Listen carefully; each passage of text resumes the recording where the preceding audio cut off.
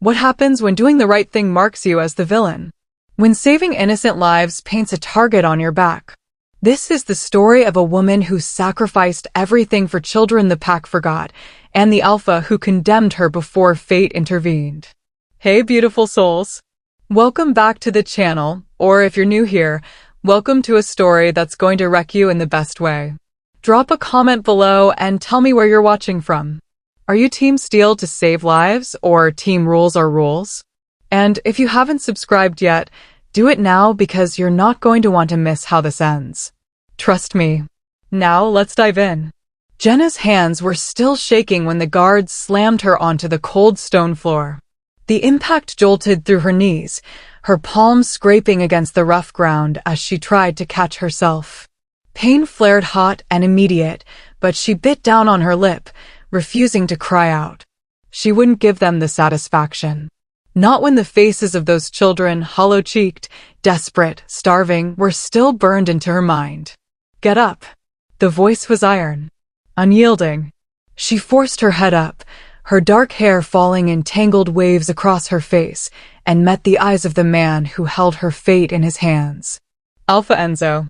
He stood at the center of the hall like a force of nature, arms crossed over a chest that seemed carved from stone. His jaw was sharp enough to cut, his dark eyes colder than the winter wind that howled outside the pack's fortress. Power radiated from him in waves, primal, absolute, terrifying. He was everything the story said, ruthless, calculating, and utterly without mercy. And right now, every ounce of that merciless focus was locked on her. Stand, he repeated, his voice dropping an octave. It wasn't a request. Jenna pushed herself to her feet, her legs unsteady beneath her. The hall was packed, pack members lined the walls, their faces a mix of curiosity, disgust, and something worse, pity. Whispers slithered through the crowd like serpents. She stole from him. From the Alpha's own stores. What was she thinking? She wanted to scream at them. To tell them that she hadn't been thinking, she'd been desperate. That the children in the forgotten quarter of the territory were wasting away, their parents too weak from sickness to hunt, their bodies too frail to shift. That the pack's leadership had turned a blind eye for months, too focused on border disputes and politics to care about the invisible, the overlooked, the disposable. But she said nothing, because she knew it wouldn't matter. Enzo stepped forward, his boots echoing against the stone. Each step was deliberate, predatory. He stopped just inches from her, towering over her smaller frame, and she felt the heat of him, the raw, overwhelming presence of an alpha in his prime. Do you know what you've done? His voice was dangerously quiet now, the kind of quiet that came before an execution. Jenna lifted her chin, forcing herself to meet his gaze even though everything inside her screamed to look away. I saved lives. A muscle ticked in his jaw. You stole. I took what no one else would give. Her voice cracked, but she didn't drop her eyes. Those children were dying. Dying. And she stopped herself, swallowing the words before they could condemn her further. Finish it. His eyes narrowed, a dangerous glint sparking in their depths. Say what you want to say. She shouldn't. She knew she shouldn't. But the memory of little Maya's hollow eyes, of Caleb's ribs showing through his shirt, of the way their hands had trembled when she'd handed them the bread. You didn't care, she whispered. None of you did. The hall went deathly silent. Enzo stared at her, his expression unreadable. For a heartbeat, she thought she saw something flicker in his eyes, something almost like pain. But then it was gone, replaced by the cold mask of authority. You don't know what you're talking about. His voice was flat. Final. I know what I saw, Jenna shot back, her fear giving way to a surge of reckless anger. I know that children are starving while you hoard food behind locked doors. I know that. Enough. The word cracked through the air like a whip. Enzo's hand shot out, gripping her wrist with a strength that made her gasp. His fingers were like iron bands, his touch searing hot against her skin. She tried to pull away, but he held her fast, his eyes boring into hers with an intensity that stole the breath from her lungs. And then, something shifted. It was subtle at first. A faint hum in the air, a tingling warmth that spread from where his skin touched hers. Jenna's breath hitched, her heart suddenly pounding for an entirely different reason. No. No. Enzo's eyes widened, just a fraction. His grip on her wrist tightened, then loosened, then tightened again as if he couldn't decide whether to pull her closer or shove her away. His voice was hoarse, strained. Jenna felt it too.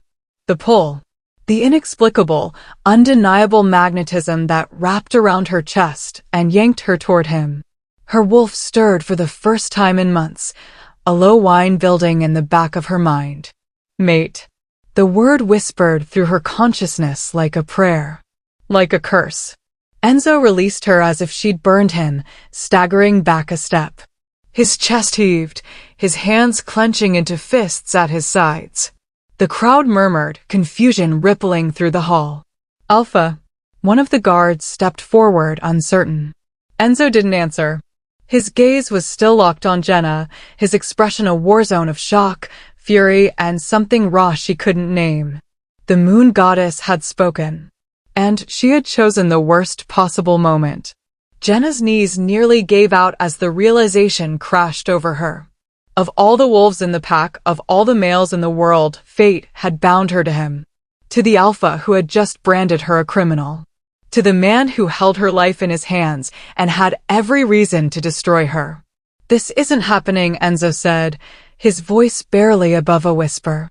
But his eyes betrayed him. She could see the truth there, reflected back at her in brutal clarity. He felt it too. Get her out of my sight, he snarled suddenly, turning away. Lock her in the holding cells. I'll deal with her later.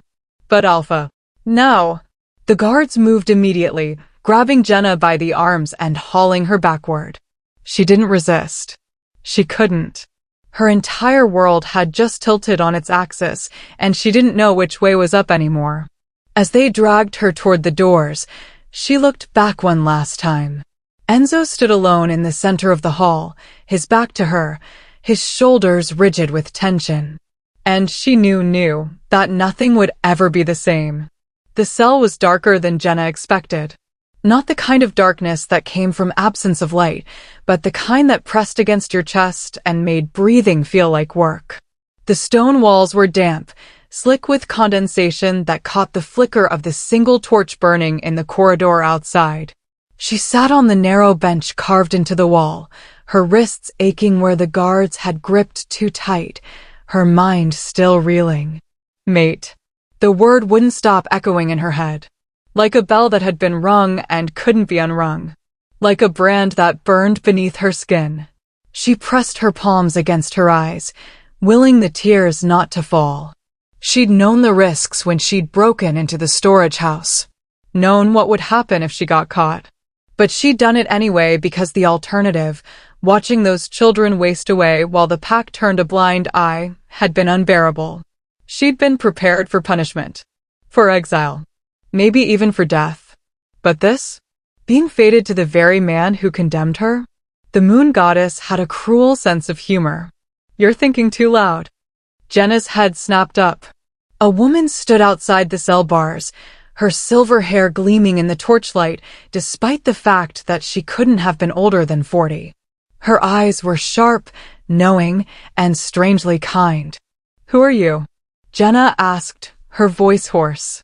Ellie, the woman said simply. She produced a key from her pocket and unlocked the cell door, slipping inside with the ease of someone who'd done this 100 times before. The pack healer. And before you ask, no, the Alpha didn't send me.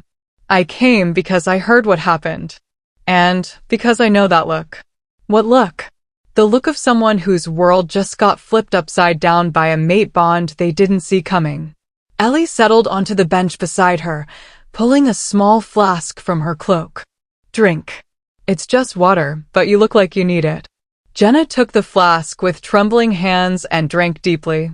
The cool water soothed her raw throat, but it did nothing for the chaos in her chest. How did you know? She whispered. About the bond?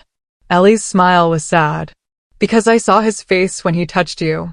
I've known Enzo since he was a boy, and I've never seen him look like that. Like someone had reached into his chest and rewired everything he thought he knew. Jenna set the flask down, wrapping her arms around herself. He's going to reject it. Reject me. Maybe. Ellie didn't sugarcoat it, and somehow that made it easier to hear. Enzo is complicated. He wasn't always like this, cold, untouchable. There was a time when he laughed. When he cared. What happened? Ellie's expression darkened. His father. The previous alpha. He was a tyrant, and Enzo spent his entire childhood watching him rule with cruelty and paranoia. When Enzo finally challenged him for the position 3 years ago, he swore he'd be different. Stronger. Better. But somewhere along the way, he confused strength with ruthlessness. He thinks showing mercy makes him weak. That caring makes him his father. Jenna's chest tightened. She didn't want to feel sympathy for him. Didn't want to see him as anything other than the man who dragged her before the pack and branded her a criminal.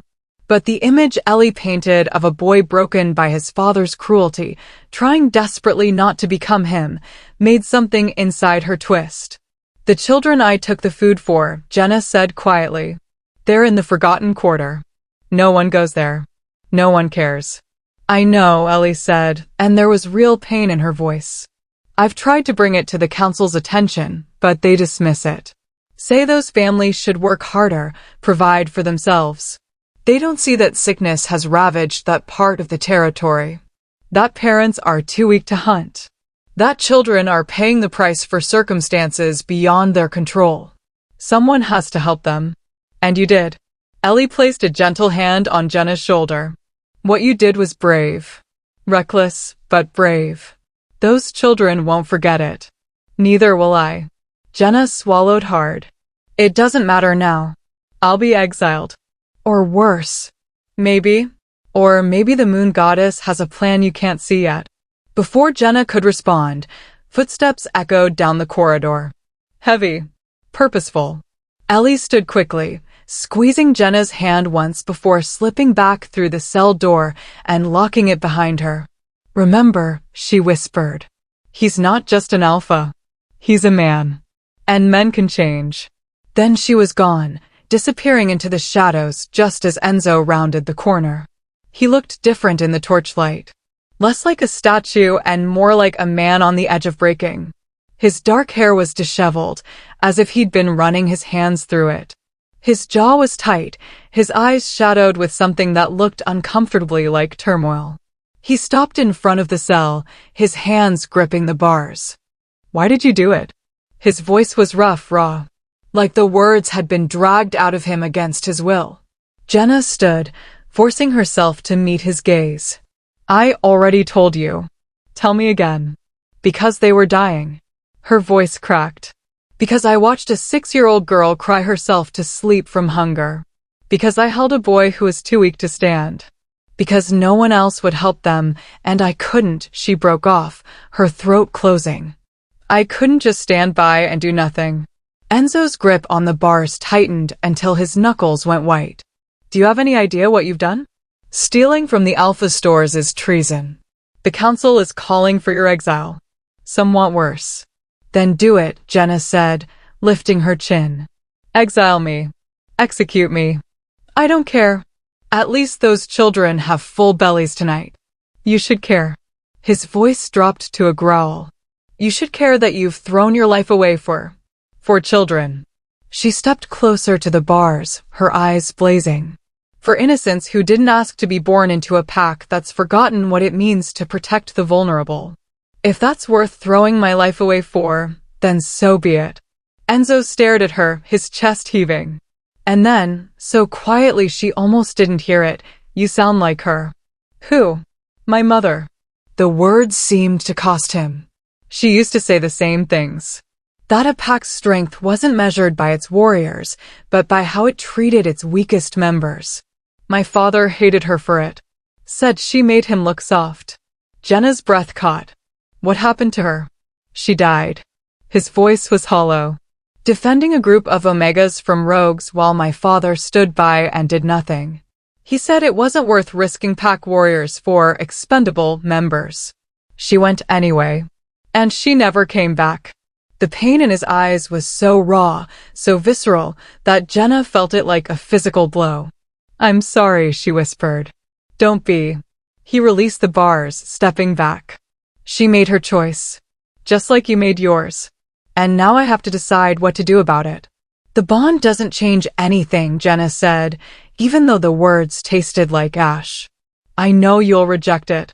"Reject me? I don't expect. You don't know what I'll do." His eyes flashed gold, his wolf rising to the surface. "Because I don't even know yet." He turned to leave, then stopped. "Those children," he said without looking back. "Where are they now?" "The old community house. In the forgotten quarter." He nodded once, then disappeared into the darkness. And Jenna was left alone, her heart pounding, wondering if she'd just made everything better or infinitely worse. Enzo didn't sleep that night. He stood on the balcony of his chambers, staring out at the territory sprawled beneath the moonlight, his mind a battlefield. Every instinct screamed at him to reject the bond, to sever the tie before it could take root and compromise everything he'd built. But his wolf had other ideas. The beast inside him was restless, pacing, demanding. It had recognized its mate the moment he'd touched her, and now it clawed at his control, furious that he'd locked her away, that he'd even considered rejecting what the moon goddess herself had ordained. "You're brooding." Enzo didn't turn. He recognized the voice of his beta, Liam, as the man stepped onto the balcony beside him. "I'm thinking," Enzo corrected. "About the thief? Or about the fact that she's your mate?" Enzo's jaw tightened. "Both." Liam leaned against the railing, his expression thoughtful. "The council wants her punished. Publicly. They say if you show mercy, it'll make you look weak. That others will think they can steal without consequences." "I know what they want." "What do you want?" That was the question, wasn't it? Enzo had spent 3 years proving he wasn't his father. That he was strong, decisive, unwavering. One moment of weakness, one decision made from emotion rather than logic, and everything could crumble. But when he closed his eyes, all he saw was her face. The way her eyes had blazed with defiance even as she trembled. The way she'd stood her ground and defended her actions without apology. "She sounds like her." His mother's voice echoed in his memory, soft and steady. "The measure of an alpha isn't how well he commands, Enzo. It's how well he protects those who can't protect themselves." "I need to see something," Enzo said abruptly, pushing off the railing. "Come with me." "Where are we going?" "The Forgotten Quarter." The Forgotten Quarter was worse than Enzo had imagined. The houses were barely standing, their roofs patched with whatever materials the residents could scavenge. The streets were muddy and littered with debris. And the smell, sickness and desperation hung in the air like a shroud. Liam shifted uncomfortably beside him. "I didn't know it was this bad." "Neither did I." And that was the problem, wasn't it? He'd been so focused on border security, on politics and power plays, that he'd let an entire section of his territory fall into ruin. They found the old community house easily. It was the only building with light spilling from its windows. Enzo pushed open the door and stepped inside. And froze. Children. At least a dozen of them, ranging from toddlers to teenagers. They sat huddled together on threadbare blankets, their faces gaunt, their eyes too large in their hollow faces. Some were coughing, their bodies racked with illness. Others simply stared into space, with the vacant expressions of those who'd given up hope. An older woman looked up from where she was tending to a small girl. Her eyes widened when she saw Enzo, fear flashing across her face. "Alpha," she whispered, immediately dropping into a bow. "Stand up," Enzo said, his voice rougher than he intended. "Please." She rose slowly, her hands trembling. We didn't mean to, if this is about the food."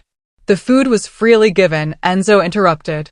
He looked around the room, at the children who watched him with wary, haunted eyes. "How long has it been like this?" "Months, Alpha. The sickness started in the spring. It spread through the families here, took the strongest first. Those of us who survived were too weak to hunt, too weak to work. We sent requests for help, but she trailed off, her meaning clear. They'd been ignored, dismissed, forgotten. Enzo felt something crack inside his chest. Why didn't you come to me directly? The woman's laugh was bitter. Forgive me, Alpha, but we're not exactly welcome in the main hall. The guards turn us away. Say we're wasting your time with our problems. Red crept into Enzo's vision. Who told them to do that? I don't know, Alpha. I just know that we learned to stop asking. A small voice piped up from the corner. Jenna didn't stop. Enzo turned. A little girl, maybe 6 years old, with tangled blonde hair and a smudge of dirt on her cheek, stepped forward. Her eyes were fierce despite her fragile frame. Jenna came every day, the girl continued. She brought medicine from the healer. She brought blankets. And when we ran out of food, the girl's voice wavered. Is she in trouble because of us? Enzo knelt down so he was at eye level with the child. What's your name? Maya. Maya, I need you to understand something. Jenna isn't in trouble because of you. She's in trouble because I made a mistake. Because I should have known you were here and I didn't. That's on me, not on her. Not on you. Maya's eyes filled with tears. But they said she's a thief. They said she stole. She did what I should have done. The words came out before Enzo could stop them, but once they were out, he realized they were true. She protected her pack. That's not theft. That's bravery. He stood, turning to Liam. Send word to the healer. I want every sick child examined tonight. And I want food, clean water, and medical supplies brought here immediately. Yes, Alpha. And Liam. Enzo's voice hardened. Find out which guards have been turning these people away. I want names. As Liam hurried out, Enzo looked around the room one more time. At the children who'd been failed by their pack. By their Alpha. By him. Things are going to change, he said quietly. I promise you that. He just hoped it wasn't too late. When Enzo returned to the fortress, he went straight to the cells. Jenna was awake, sitting on the bench with her knees drawn up to her chest. She looked up when she heard his footsteps, her expression guarded. I went to the forgotten quarter, Enzo said without preamble. I met Maya. And Caleb. And all the others. Jenna's eyes widened. Are they? They're being taken care of. I've sent healers and supplies. He gripped the bars, his knuckles white. You were right. About everything. And he forced the word out. Wrong. She stood slowly, approaching the bars. What does that mean? For me, it means I'm calling an emergency council meeting tomorrow. And you're going to be there. His eyes met hers, and this time, he didn't try to hide what he was feeling. Because we need to talk about what happens next. For them. For the pack. He paused, his voice dropping. For us. Before she could respond, the fortress alarm began to wail, a sound that froze the blood in Enzo's veins. Liam's voice echoed through the corridors. Alpha. The children, they're gone. Someone took them from the community house. Jenna's face went white. No. No, no, no. Enzo was already running. The community house was in chaos. Enzo burst through the door to find the older woman. Her name was Margaret. He learned, sobbing into her hands. Other adults stood around in shock, their faces stricken with grief and terror. What happened? Enzo demanded, his alpha command reverberating through the room. Margaret looked up, her eyes red and swollen. They came just after you left. 4 of them, maybe 5. They wore masks, moved like wolves, but I couldn't catch their scent. They were too fast. They grabbed the children and her voice broke. Maya screamed for me. I tried to stop them, but they knocked me down and... How long ago? 20 minutes. Maybe 30. Enzo's mind raced. 30 minutes was a lifetime in a kidnapping. The trail would be cold, scattered. But not impossible to follow. Liam, he barked. Gather the trackers. I want every available warrior searching the territory. Now. Already done, Alpha. They're assembling at the north gate. Enzo turned to leave, but a hand caught his arm. He looked down to find Jenna, who'd been brought from the cells by one of the guards. Her face was pale but determined. "I'm coming with you," she said. "Absolutely not. You're still. Those children trust me." Her voice was steel. "If they're frightened, if they're hurt, they'll respond to me faster than anyone else. You need me." Enzo wanted to argue. Wanted to lock her back in that cell where she'd be safe, where he wouldn't have to worry about her getting hurt while his wolf was already going insane with the need to protect its mate. But she was right. "Fine," he ground out. "But you stay behind me. You don't take risks. Understand?" Understood. They ran. The trail led north, into the dense forest that bordered pack territory.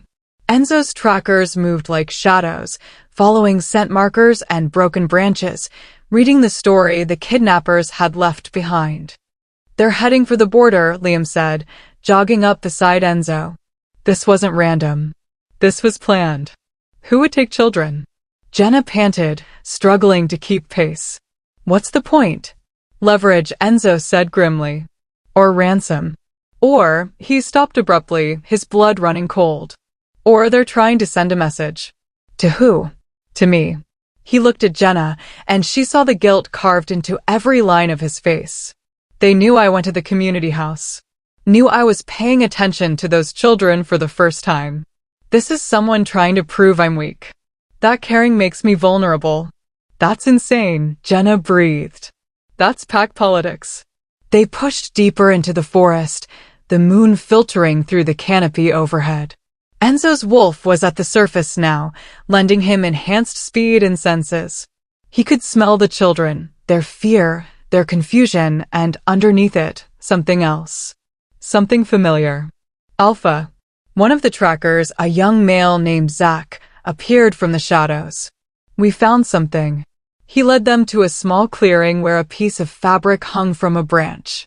It was torn, bloodied, and emblazoned with a symbol Enzo recognized immediately. "The old council's mark."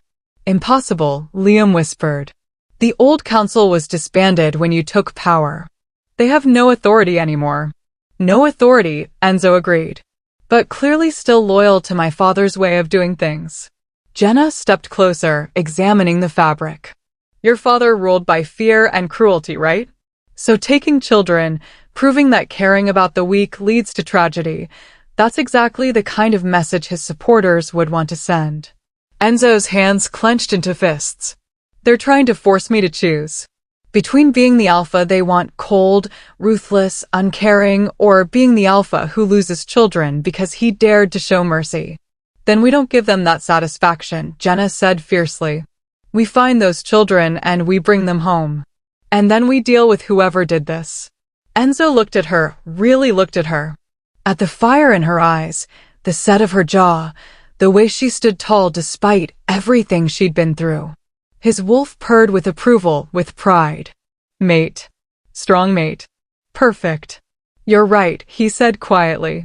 Then, louder, "Spread out. They can't have gotten far. Find those children."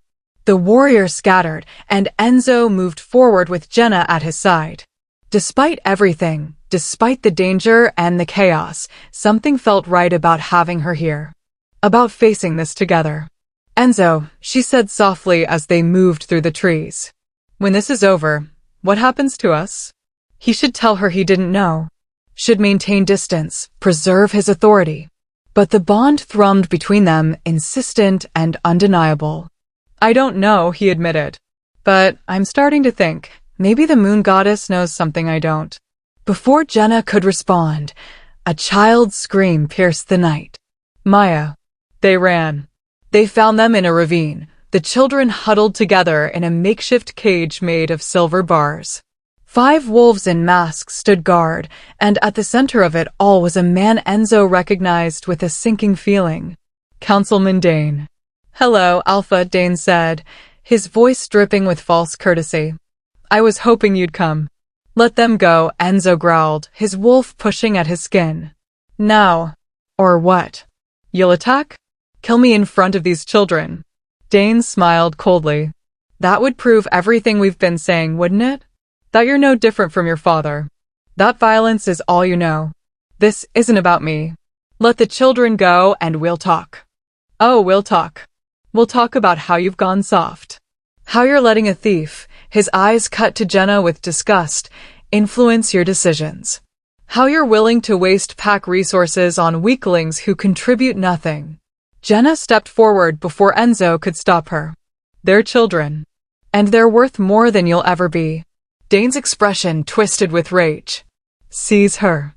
Two of the masked wolves lunged, and Enzo's world exploded into violence. Enzo moved like lightning. He intercepted the first wolf before it reached Jenna, his claws extending as he grabbed the attacker by the throat and threw him into a tree. The impact was bone-shattering, the sound echoing through the ravine like thunder. The second wolf hesitated, and that hesitation cost him. Liam came out of nowhere, tackling him to the ground in a snarl of fur and fury. Protect the children. Enzo roared, and his warriors surged forward. But Dane was already moving. He shifted, a massive gray wolf with yellow eyes that gleamed with malice, and lunged straight for the cage. Not to defend it, to destroy it. His claws raked across the silver bars, and the children screamed as the metal shrieked in protest. Enzo realized with horror what Dane was trying to do: collapse the cage, injure the children, create chaos that would force Enzo to choose between pursuing him and saving innocent lives. Jenna, get to the cage, Enzo shouted. She didn't hesitate.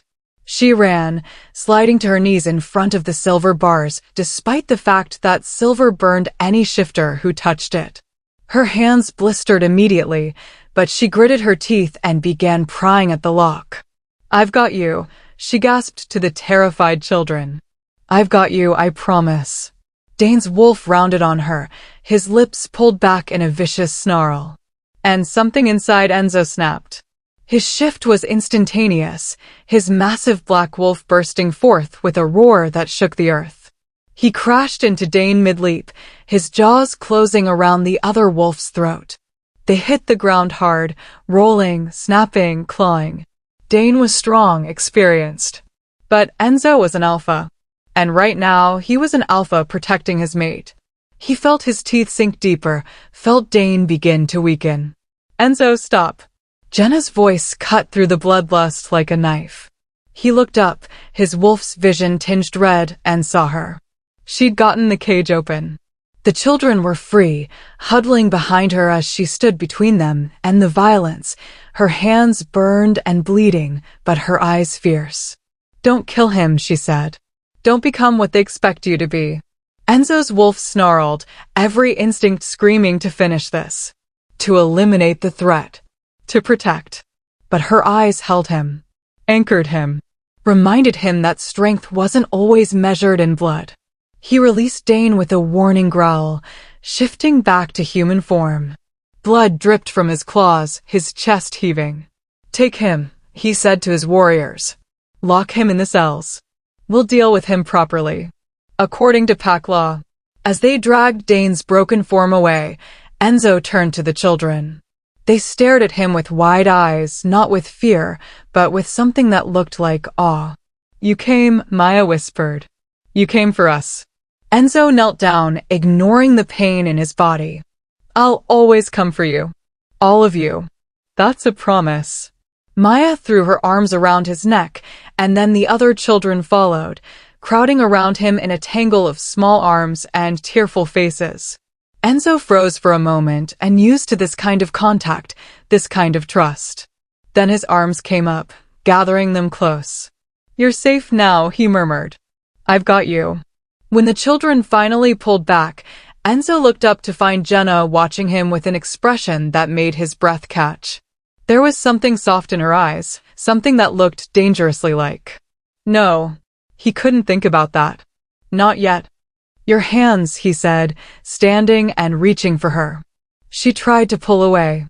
They're fine. They're burned. He captured her wrists gently, examining the blistered skin. Guilt crashed over him. You touched silver for them. Of course I did. She said it like it was the most obvious thing in the world. They needed help. You could have been killed. Dane was coming right for you. But you stopped him. Her voice softened. You came for me. For all of us. Their eyes met, and the bond surged. It wrapped around them like a living thing, pulling them closer, making the air between them crackle with electricity. Enzo's hand came up, almost involuntarily, to cup her cheek. Her skin was soft beneath his palm, warm despite the cool night air. Jenna, he started, his voice rough. I need to tell you something. Alpha. Liam's urgent shout shattered the moment. Enzo turned to find his beta running toward them, his face grim. We searched the other wolves. Found this. He held out a folded piece of parchment. Enzo took it, unfolding it with growing dread. The handwriting was familiar. Too familiar. Your father's legacy will not be forgotten. The weak have no place in this pack, and neither does an alpha who coddles them. This was a warning. Next time, the blood will be real. Reject the thief. Reject mercy. Or lose everything. It was signed with his father's personal seal. That's impossible, Enzo breathed. My father is dead. I killed him myself in the challenge. Then someone is using his symbol. His ideology. Liam's jaw was tight. This goes deeper than Dane. There's a faction within the pack, loyalists who want to return to the old ways. Jenna stepped closer, reading over Enzo's shoulder. They're trying to force you to reject me. To prove you're still the ruthless alpha they want. And if I don't? Then they'll escalate, Liam said grimly. They've already kidnapped children. What's next? Assassination attempts? Civil war. Enzo crumpled the parchment in his fist, his mind racing. Everything he'd built, the fragile piece, the hope of being different from his father, it was all hanging by a thread. And that thread was connected directly to the woman standing beside him. The woman his wolf refused to let go. The woman who, despite everything, had shown him what real strength looked like. Enzo, Jenna said quietly, if you need to reject the bond. I understand. The pack comes first. He looked at her, really looked at her. At the burns on her hands from saving children. At the defiance in her eyes even as she offered to sacrifice their bond. At the strength wrapped in compassion that his mother would have recognized instantly. And he made his choice. No, he said firmly. I'm not rejecting you. I'm not rejecting what we could be. Her eyes widened. But they'll. Let them come. His voice was steel. I'm done being the alpha my father wanted me to be. I'm done choosing cruelty over compassion, fear over trust. He took her hands carefully, mindful of her burns. You were right. About everything. And if they want a war over that, then they'll have one. Jenna stared at him, her eyes bright with unshed tears. You're sure? I've never been more sure of anything. He leaned forward, his forehead touching hers, and felt the bond sing. But even as hope bloomed in his chest, a cold voice whispered in the back of his mind, they'll make you regret this. They'll take everything you love and burn it to ash. He just didn't know how right that voice would be. Enzo made his choice, but at what cost? The old council isn't done, and the real storm is just beginning. Comment if you think they can survive what's coming. 3 days. That's how long the fragile peace lasted before everything fell apart. Enzo had called an emergency pack meeting the morning after the rescue, standing before the assembled wolves with Jenna at his side. He denounced the kidnapping, exposed Dane's involvement with the old council loyalists, and made his intentions crystal clear. The pack would protect all its members, not just the strong. The Forgotten Quarter would be rebuilt. Resources would be redistributed fairly. And he would not reject his mate. The reaction had been mixed. Half the pack had erupted in applause, their faces bright with hope. The other half had sat in stony silence, their disapproval palpable. And in the back of the hall, Enzo had seen them, the ones who'd stood and walked out without a word, their message clear. This isn't over. Now, standing in his office with reports scattered across his desk, Enzo felt the weight of that division like a physical thing pressing on his chest. For more families requested transfers to other packs this morning, Liam said, his voice tight. That brings the total to 15 since your announcement. Let them go, Enzo said, though each departure felt like a small death. I won't force loyalty from people who don't believe in what we're building. It's not just transfers. Liam hesitated. There have been incidents. Someone vandalized the forgotten quarter last night, painted threats on the walls, and Margaret received a letter telling her that sympathizers would share the fate of the weak. Enzo's claws extended involuntarily, scoring marks in his desk. Did we catch who? No. They're being careful. Moving in shadows. Liam paused. Enzo, there's something else. The council wants to meet with you. Privately. They say if you don't come, they'll call for a vote of no confidence. They can't. They can. And with the pack divided like this, they might have the numbers. Liam's expression was grave. If you lose a vote of no confidence, you'll be forced to step down or face another leadership challenge. Enzo's wolf snarled with rage. Everything he'd worked for, everything he'd fought to build, was crumbling around him.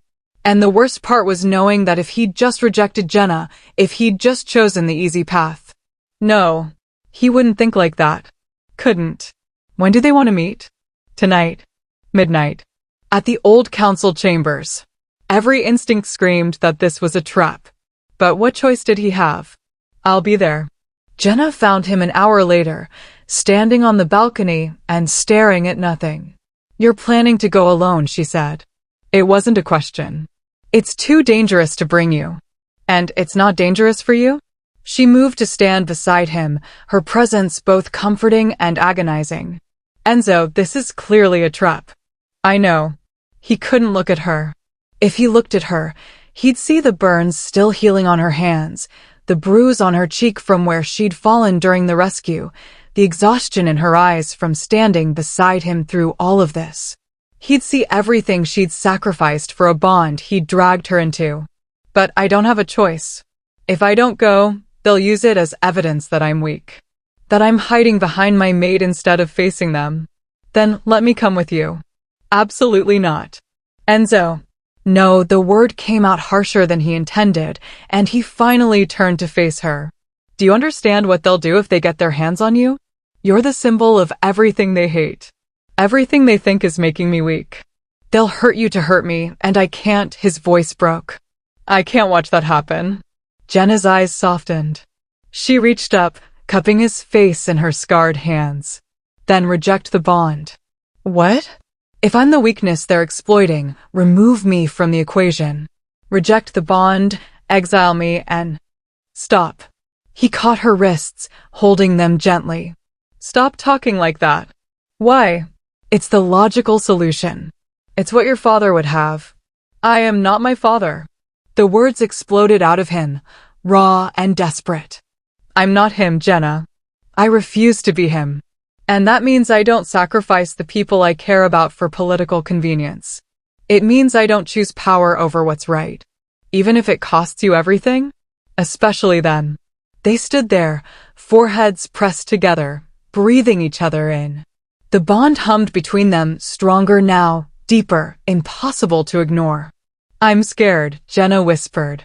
I'm scared of what they'll do to you. What they'll take from us before this is over. Me too, Enzo admitted. And it felt like relief, saying it out loud. Admitting that the great Alpha Enzo was terrified. But I'm more scared of becoming someone you can't recognize. Someone I can't recognize. She kissed him then. It was soft, tentative, tasting of salt and desperation and promise. When they pulled apart, her eyes were bright with tears. Come back to me, she said. Whatever happens tonight, you come back to me. I will. I promise. It was a promise he desperately wanted to keep. Midnight found Enzo standing outside the old council chambers, his warriors positioned in the shadows per his orders. If this went wrong, he wanted backup clothes.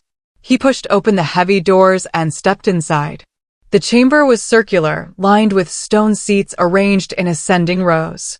Torches flickered on the walls, casting dancing shadows. And seated in the council positions were 8 figures, the remaining members of the old council who'd supposedly accepted his reforms.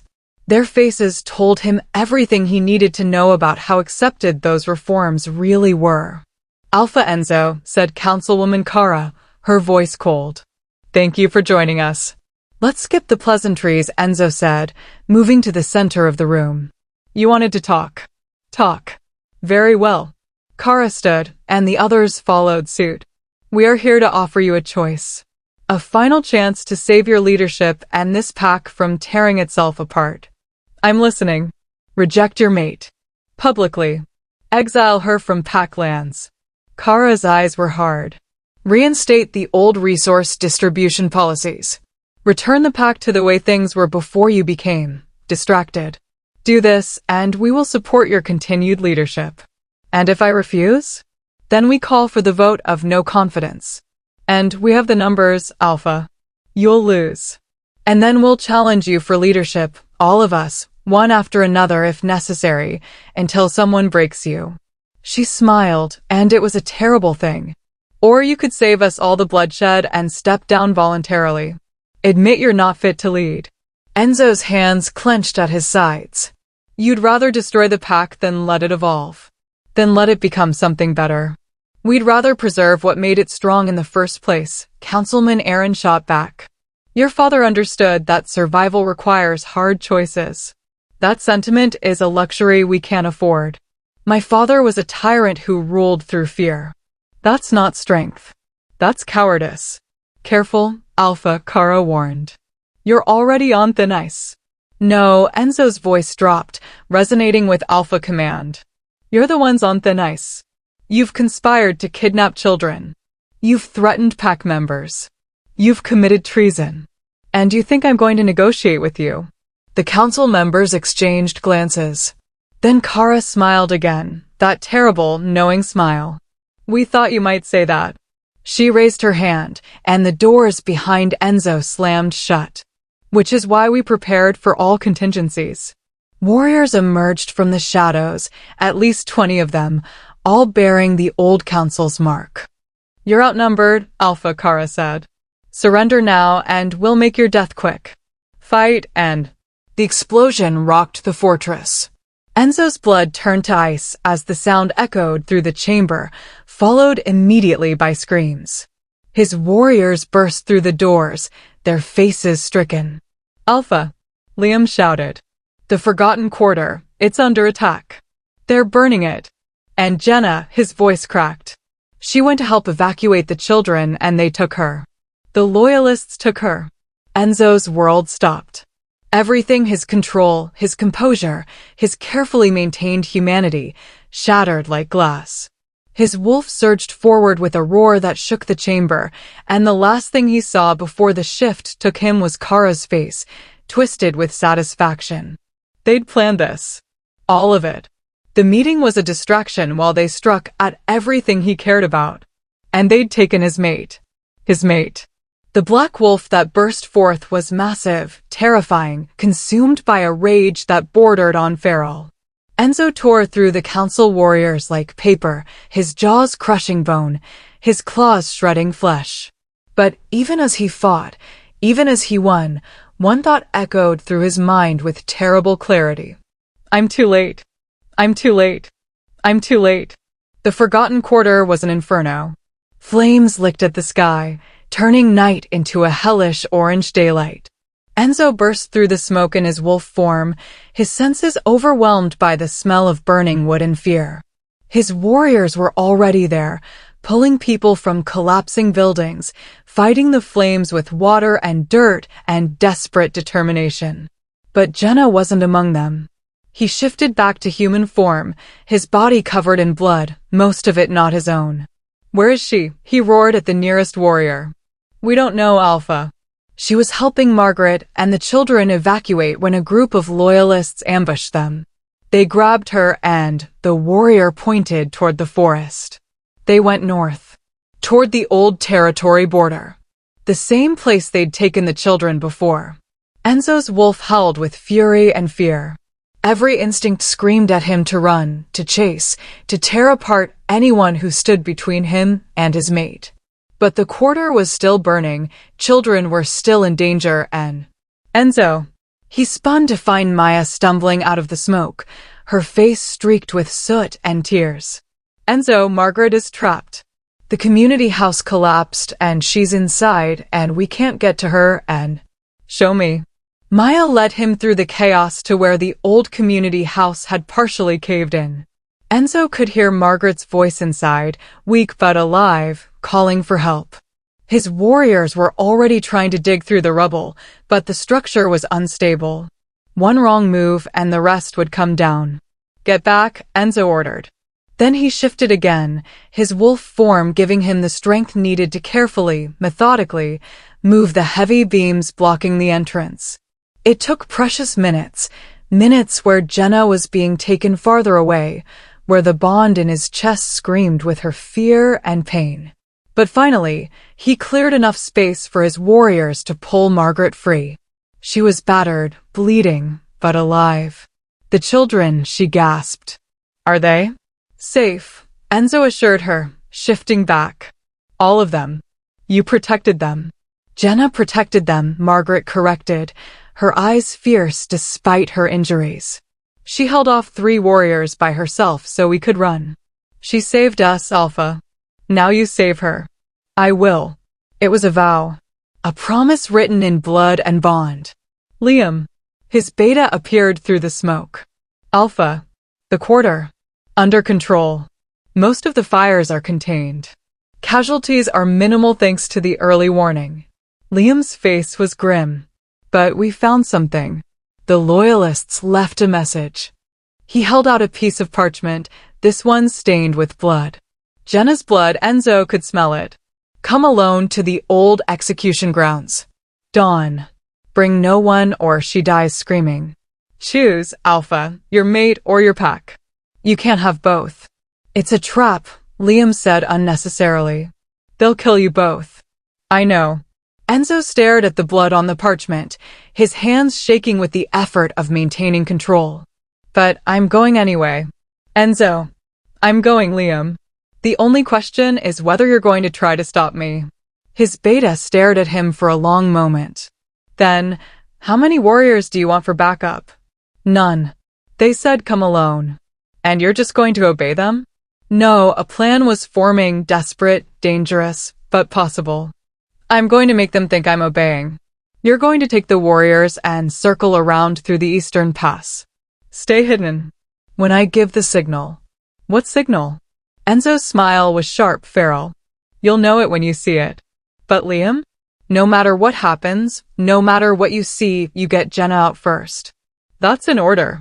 And if you... First, Liam. Promise me. His beta's jaw worked. Then, I promise. Dawn came cold and gray, mist clinging to the ground like ghostly fingers. The old execution grounds were exactly as Enzo remembered from his father's reign, a stone circle in a clearing, stained with the blood of wolves who'd been deemed traitors or weak or simply inconvenient. His father had loved this place, had used it often. Enzo had sworn he'd never set foot here again. But here he was, walking into the circle alone, unarmed, watching as figures emerged from the mist. There were at least 30 of them. Warriors, council members, loyalists who'd hidden their true allegiances until now. And at the center, bound to a post with silver chains that burned her skin. Jenna. She was alive. Bloodied, bruised, her clothes torn and her face pale with pain, but alive. Her eyes found his across the clearing, and he saw the fear there. Not for herself. For him. Right on time, Kara said, stepping forward. She looked different now, no longer hiding behind the mask of respectful councilwoman. Now she wore her hatred openly. I wasn't sure you'd actually come. Thought maybe your sense of duty would override your attachment. Let her go, Enzo said, his voice deadly calm. Your fight is with me, not her. Oh, but that's where you're wrong, Alpha. Kara circled him slowly, a predator savoring the kill. She is exactly what this fight is about. She represents everything your father fought against, weakness disguised as compassion, sentiment masquerading as strength. The moment you accepted her, you proved you weren't fit to lead.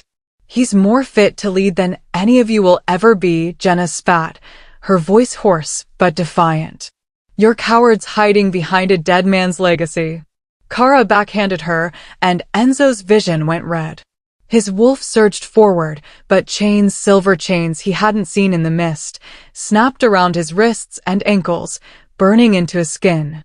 He roared with pain and fury as more loyalists emerged, securing the chains to posts driven deep into the ground. Did you really think we wouldn't prepare for the great Alpha's wrath? Kara laughed. We've been planning this for months. Since the day you challenged your father and won with your soft promises of reform and mercy. We've been waiting for you to show your true weakness. And you didn't disappoint. This isn't weakness, Enzo growled, straining against the chains despite the agony. Loving someone, protecting people who can't protect themselves, that's not weakness. That's what makes us better than animals. No, Kara crouched in front of him, her eyes cold. It's what makes us prey. And your father understood that. The world is harsh, Alpha. Cruel. Only the strong survive. Only the ruthless thrive. Everything else is just pretty lies we tell ourselves so we can sleep at night. She stood, drawing a silver blade. So here's what's going to happen. You're going to watch while we kill her. Slowly. Painfully. And then you're going to have a choice. Reject everything you've become. Embrace your father's way, and maybe we'll let you live or die here with her. Either way, the pack returns to the old ways. Either way, weakness dies today. No, Jenna's voice rang out clear despite the pain. Enzo, don't. Don't let them change you. Don't. Kara moved toward her with the blade raised. And something inside Enzo broke. Not his spirit. Not his determination. The chains. Later, he wouldn't remember how he did it. Wouldn't remember the exact moment when desperation and love and sheer feral need gave him strength beyond anything he'd known before. He just remembered the chains shattering, the silver falling away like paper, and then he was moving. He caught Kara's wrist before the blade could fall, his grip crushing bone. She screamed, and he threw her aside like a doll, his body shifting mid-movement, his black wolf form erupting forth in a wave of raw power that made the loyalists stagger back. Now, he roared with his last human breath. And Liam's warriors burst from the tree line. The battle was chaos, wolves against wolves, tooth and claw and desperate fury. But Enzo didn't stay to fight. He went straight for Jenna, shifting back just long enough to break the silver chains with his bare hands, his skin burning and blistering. I've got you, he gasped, gathering her into his arms. I've got you, you're safe. Behind you. Jenna screamed. He turned just in time to see Kara, her face twisted with rage, lunging with the silver blade aimed straight for his heart. He couldn't dodge. Couldn't block. Not while holding Jenna. So he didn't try. He took the blade in his shoulder instead, roaring with pain as silver burned through muscle and bone. But he didn't let go of Jenna. Didn't fall. Instead, he stood. And with his mate in his arms and blood pouring down his chest, he looked Kara in the eye and smiled. You lose, he said. Then Liam's jaws closed around Kara's throat, and it was over. The aftermath of battle was always the hardest part. Enzo sat in the healer's chambers, his shoulder bandaged and burning despite Ellie's best efforts to draw out the silver poisoning. Around him, his warriors nursed their wounds while Liam coordinated the capture of the remaining loyalists who'd survived. But Enzo's focus was on the woman lying in the bed across from him. Jenna hadn't woken yet. The silver burns from the chains had been severe, and her body was shutting down to heal itself, a mercy, Ellie had said, but one that left Enzo helpless to do anything but watch and wait. You should rest, Ellie said gently, checking his bandages. You lost a lot of blood. I'm fine. You're not.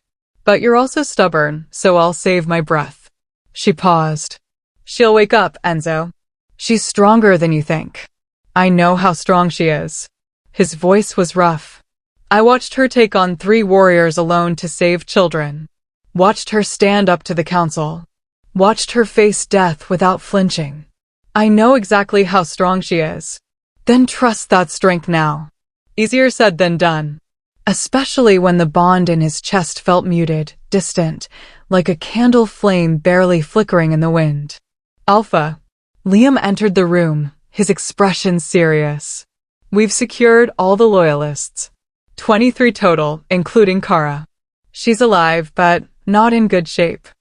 I don't care about her shape. I care about what we're going to do with them. Enzo stood despite the pain in his shoulder. Call an emergency pack gathering. Everyone. I want every member of this pack to see what happens next. When? Now. Before anyone has time to spin this, to make them into martyrs or me into a tyrant. We do this in the light, with witnesses. We do this right. The pack gathered in the main courtyard, their faces a mixture of fear, anger, curiosity, and hope. Enzo stood on the raised platform, his shoulder still bandaged, his presence commanding despite the exhaustion written in every line of his body. The captured loyalists were brought forward in chains, not silver, because Enzo refused to torture even traitors. They stood before the pack, their heads lowered, their defiance crumbled. All except Kara, who glared at him with unrepentant hatred. These wolves, Enzo began, his voice carrying across the silent courtyard, conspired to kidnap children. They burned homes. They attacked pack members. They attempted assassination. He paused, letting the weight of it sink in. Under my father's rule, they would be executed immediately. Publicly. Brutally. Murmurs rippled through the crowd. But I am not my father. Enzo stepped forward, his eyes scanning the assembled pack. I could kill them. Part of me wants to kill them. But that would prove them right, wouldn't it? That I'm no different from what came before. That violence and fear are the only languages we understand. They tried to kill you, someone shouted from the crowd. They tried to kill your mate. They did, Enzo agreed. And they failed.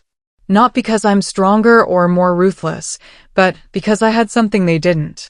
He looked toward the healer's chambers, where he knew Jenna was still unconscious. I had people worth fighting for. Worth living for. Worth being better for. He turned back to the loyalists. You believed my father's way was the only way. That strength meant cruelty. That survival required us to sacrifice our humanity. But you're wrong. True strength is protecting those who can't protect themselves. True survival means building something worth surviving for. Kara spat at his feet. Pretty words from a weak alpha. Your mother said the same things. Look where it got her. My mother died a hero, Enzo said quietly. She died protecting people who couldn't protect themselves. And I'd rather die like her than live like my father feared, hated, alone. He raised his voice so the whole pack could hear. These wolves are guilty. But I'm not going to execute them. I'm going to give them the same choice I've given everyone, adapt or leave. They can stay, serve the pack under supervision, and learn what it actually means to be strong. Or they can leave Packlands forever. Their choice. The crowd erupted, some in approval, others in outrage. You're letting them go, a warrior shouted. After everything they did? I'm giving them mercy, Enzo corrected. The same mercy I'd want shown to me if I made a terrible mistake. The same mercy my mother would have shown. Because that's what separates us from rogues. That's what makes us a pack. They don't deserve mercy. Maybe not. Enzo's eyes swept the crowd. But we're not defined by what others deserve. We're defined by who we choose to be. And I choose to be better than what came before. He turned to the loyalists. So what's it going to be? Stay and change or leave and never return. One by one, the loyalists made their choices. Most chose to leave, unable or unwilling to accept the new way. A few younger ones, those who'd been swept up in the movement without fully understanding it, chose to stay. Kara was the last. She stared at Enzo for a long moment, her expression unreadable. You'll regret this, she finally said. Weakness always comes back to haunt you. Then I'll deal with it when it does. But I won't become a monster to prevent it. Kara laughed, bitter and cold, and chose exile. As the loyalists were escorted away, the pack slowly dispersed, their conversations a mix of support and dissent. Enzo knew he hadn't won everyone over. Knew some would never accept his way of doing things. But he'd been honest. True to himself and to the legacy his mother would have wanted. And that would have to be enough. He found Liam waiting near the healer's chambers. That was either the bravest or most foolish thing you've ever done, his beta said. Probably both. Enzo's smile was tired. How bad is the division? Bad. We lost about a third of the pack between those who left with the loyalists and those who requested transfers. But Liam's expression softened. The ones who stayed? They stayed because they believe in what you're building. Because they want to be part of it. That's worth more than blind loyalty based on fear. I hope you're right. I am. And so is she. Enzo looked up to find Ellie standing in the doorway, a small smile on her face. She's awake, the healer said. And asking for you. Enzo's heart stuttered. He crossed the distance in 3 strides, pushing into the room to find Jenna sitting up in bed, her arms bandaged, but her eyes clear and bright. You're okay, he breathed, kneeling beside the bed and taking her hand carefully. I'm okay, she confirmed, squeezing his fingers. Ellie told me what happened. What you did. Her eyes shimmered with tears. You gave them mercy. I gave them what you taught me. He brought her hand to his lips, kissing the bandages gently. You showed me that strength isn't about being hard. It's about being brave enough to be soft when it matters. I didn't teach you that. That was already in you. She cupped his face with her free hand. You just needed permission to let it out. Jenna. His voice cracked. When they took you, when I thought I might lose you. But you didn't. I'm here. We're both here. She leaned forward, resting her forehead against his. The bond? Stronger than ever. Good. She smiled, and it was like sunrise breaking through storm clouds. Because I'm not going anywhere, Alpha. You're stuck with me. Promise? Promise. He kissed her then, soft and deep and full of all the things he didn't have words for.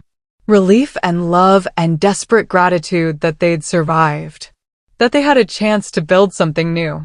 When they pulled apart, Jenna's eyes were serious. What happens now? With the pack?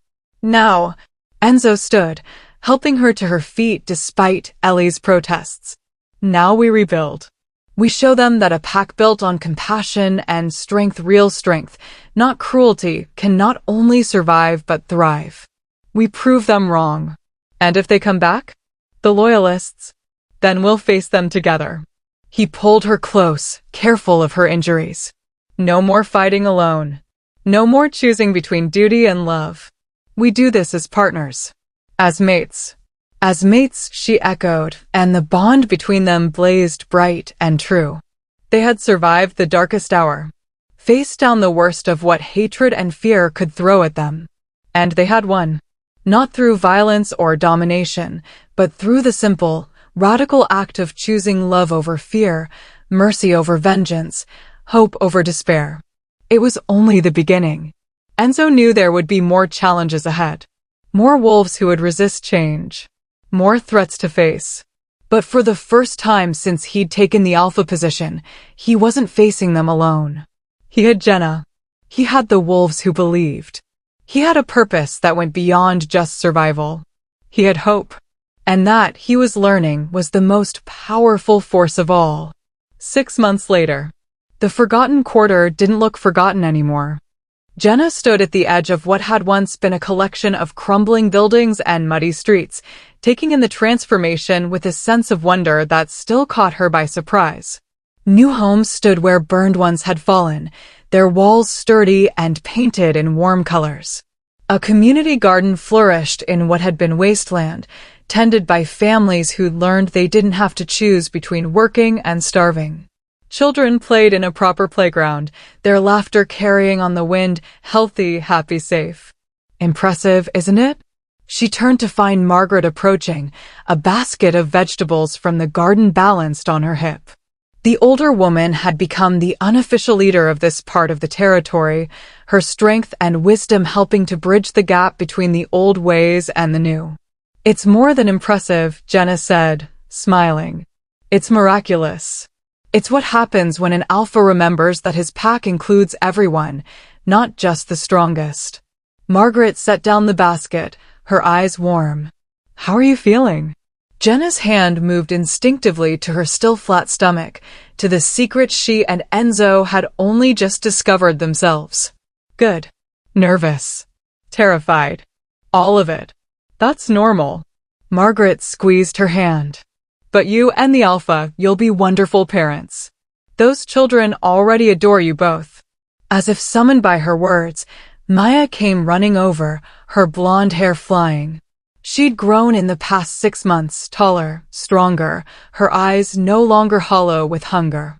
Jenna, look what I made in school. She thrust a drawing forward proudly. It showed 2 wolves, one large and black, one smaller and brown, standing side by side beneath a full moon. Around them were other wolves of all sizes, and above them all, written in a child's careful handwriting, our pack. It's beautiful, Maya, Jenna said, her throat tight with emotion. Can I keep it? I made it for you and Alpha Enzo. For your house. Maya beamed. Miss Kara, the new Miss Kara, not the mean old one, said we should draw what family means to us. And this is mine. The whole pack is family now. Jenna pulled the little girl into a hug, blinking back tears.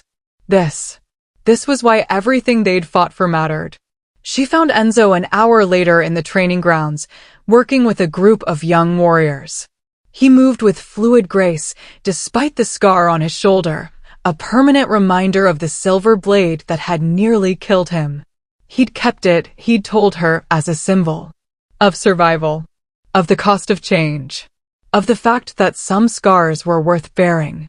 Again, he was saying to a young male who'd just been knocked on his back, you're dropping your guard when you shift. That's when you're most vulnerable. But Alpha, I'm trying to shift faster. Speed means nothing if you're dead. Enzo's voice was firm, but not cruel. Control first. Speed comes with practice. Now get up and try again. The young warrior did, and this time, managed the shift with better form. Enzo nodded approval, then caught sight of Jenna watching from the sidelines. His entire expression transformed, softening, warming, becoming less alpha and more just Enzo. The man who kissed her awake every morning. Who held her through nightmares. Who'd learned to let himself be vulnerable with the one person he trusted completely. Take 5, he told the trainees, then jogged over to her. Hey, you okay? You look tired. I'm fine. She held up Maya's drawing. We got fan art. He took it, studying the image with a smile that made her heart flutter even after 6 months of seeing it daily. We're famous. We're family. She corrected. Maya drew what family means to her. And it's everyone. The whole pack. Enzo's eyes grew suspiciously bright. He cleared his throat. She's not wrong. That was the goal, wasn't it? To build something where everyone belongs. And you did it. Jenna stepped closer, sliding her arms around his waist. The territory is thriving. The reforms are working. Wolves from other packs are actually requesting to join us now. You proved them all wrong. We proved them wrong, he corrected, pulling her close. I couldn't have done any of this without you. You showed me what real strength looks like. What it means to lead with compassion instead of fear. You would have figured it out eventually. Maybe, but it would have taken a lot longer and been a lot bloodier without you. He pressed a kiss to her forehead, his voice dropping to a whisper. You saved me, Jenna. In every way a person can be saved. She pulled back just enough to look up at him, her heart so full it felt like it might burst. I have something to tell you. His expression shifted immediately to concern. What is it? Are you hurt? Did something happen? I'm pregnant. The words hung in the air between them. Enzo went completely still, his eyes widening. You're what? Pregnant, she repeated, unable to stop the smile spreading across her face. Ellie confirmed it this morning. About 6 weeks along, she thinks. For a moment, he just stared at her. Then his face crumpled with emotion, joy and terror and wonder all mixed together, and he swept her up in his arms, spinning her in a circle before carefully setting her down as if she were made of glass. "A baby," he breathed. "We're having a baby." "We're having a baby," she confirmed, laughing as he peppered her face with kisses. "Enzo, you're crushing me." Sorry. He loosened his grip but didn't let go, his hands trembling slightly as they came to rest on her stomach. "There's a life in there. Our life. I'm going to be a father. You're going to be an amazing father. What if I'm not? What if I mess this up? What if I turn into—" "You won't." She covered his hands with hers. "You're nothing like your father, Enzo. You've already proven that 1,000 times over. This baby is going to be so loved, so protected, so cherished. They're going to grow up in a pack that values strength and kindness. That's because of you." "Because of us," he insisted, then pulled her close again, burying his face in her hair. "Thank you. For this. For everything. For seeing something worth saving in me when I couldn't see it myself." They stood like that for a long time, wrapped in each other, feeling the bond between them pulse with contentment and joy and fierce, unwavering love. That evening, Enzo called the pack together, not for a trial or an emergency, but for a celebration. The main courtyard was transformed with lights strung between buildings, long tables laden with food, and wolves of all ages mingling freely. The divisions that had once torn them apart had healed into something stronger, not uniformity, but unity built on respect and shared purpose. Enzo stood on the platform with Jenna at his side, his hand clasped in hers, and looked out at his pack. Their pack. 6 months ago, he began, his voice carrying across the courtyard. We stood at a crossroads. We could have continued down the path of fear and cruelty that had defined us for generations. Or we could choose something different. Something better. He paused, meeting the eyes of wolves throughout the crowd. You chose better. You chose to stay and fight for a pack where strength means protecting the vulnerable, where leadership means service, where every member, regardless of their position or power, matters. Applause rippled through the gathering, but Enzo wasn't finished.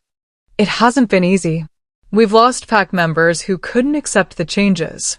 We've faced opposition and doubt and countless challenges. But look around you. He gestured to the thriving territory, to the rebuilt quarter, to the children playing without fear. Look at what we've built together. We're not perfect, he continued. We never will be. There will always be new challenges, new threats, new obstacles to overcome. But I know with absolute certainty that we can face them. Because we face them as a pack united not by fear, but by choice.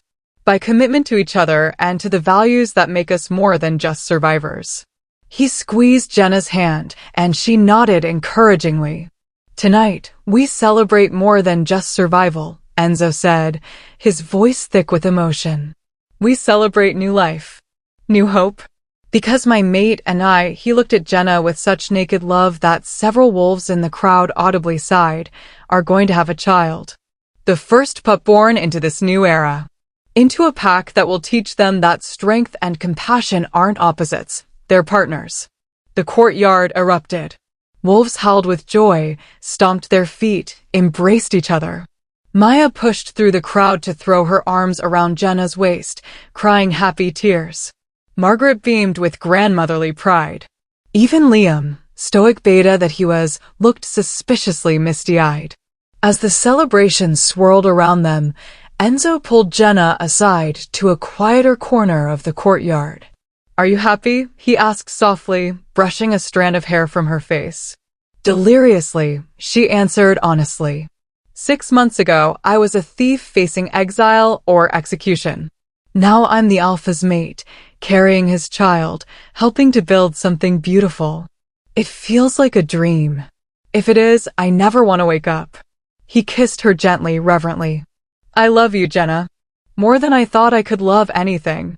You didn't just save those children, you saved me. Saved all of us. We saved each other, she corrected, then smiled mischievously. Besides, I seem to remember you being pretty instrumental in the whole, not dying horribly thing. He laughed real and unguarded and completely genuine.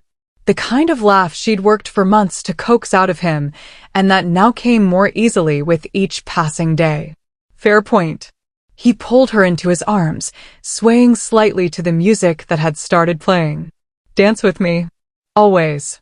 They moved together beneath the stars, surrounded by their pack, their family, and Jenna felt the rightness of it all settle into her bones.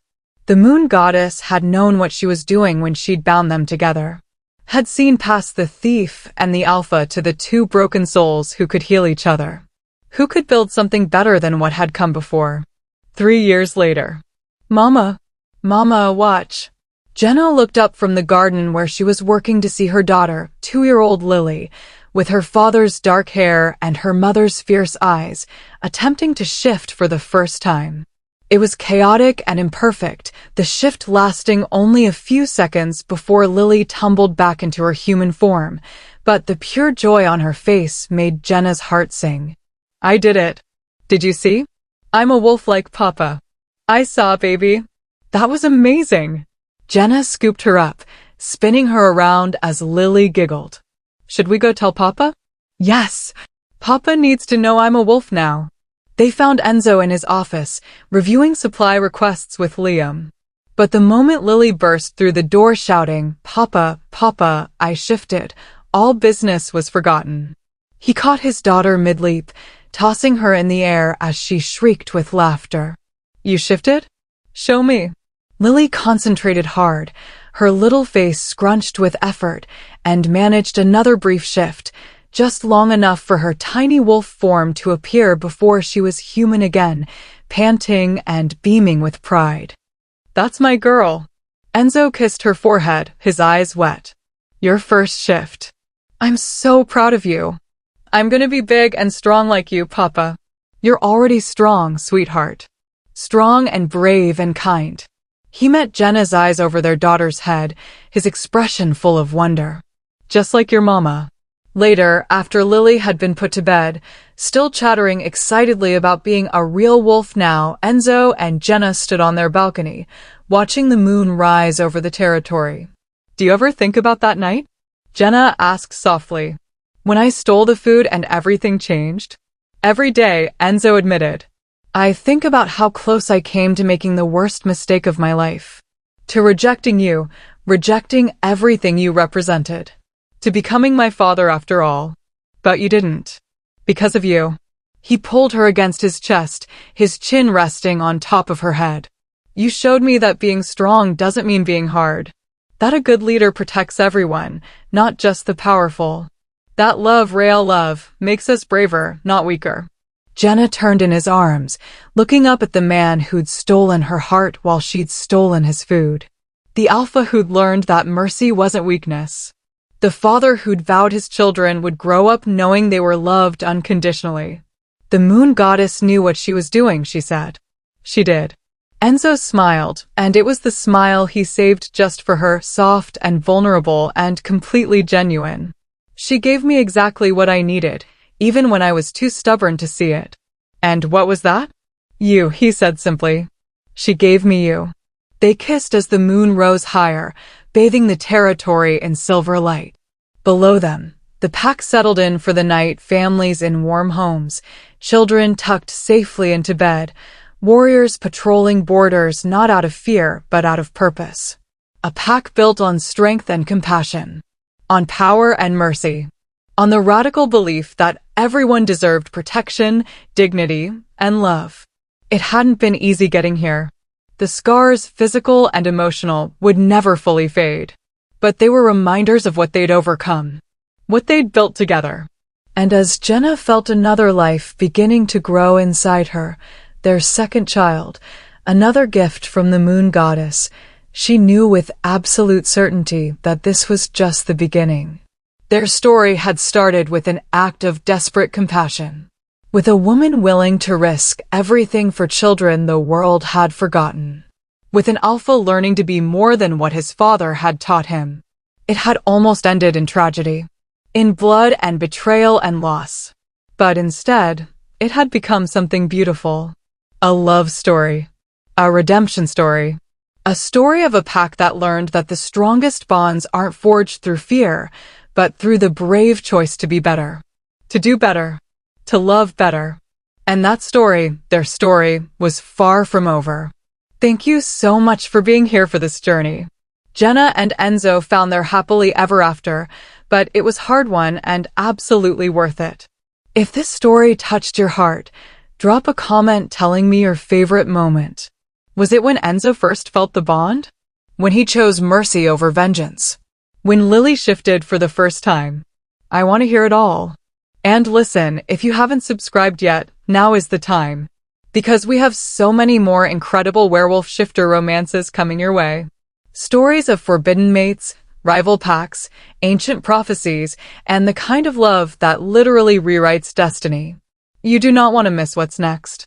Hit that subscribe button, turn on notifications, and let me know in the comments, what title should we tackle next? Until then, remember, sometimes the moon goddess knows exactly what she's doing, even when it feels like she's making the cruelest mistake of all. Stay wild, my loves. See you in the next story.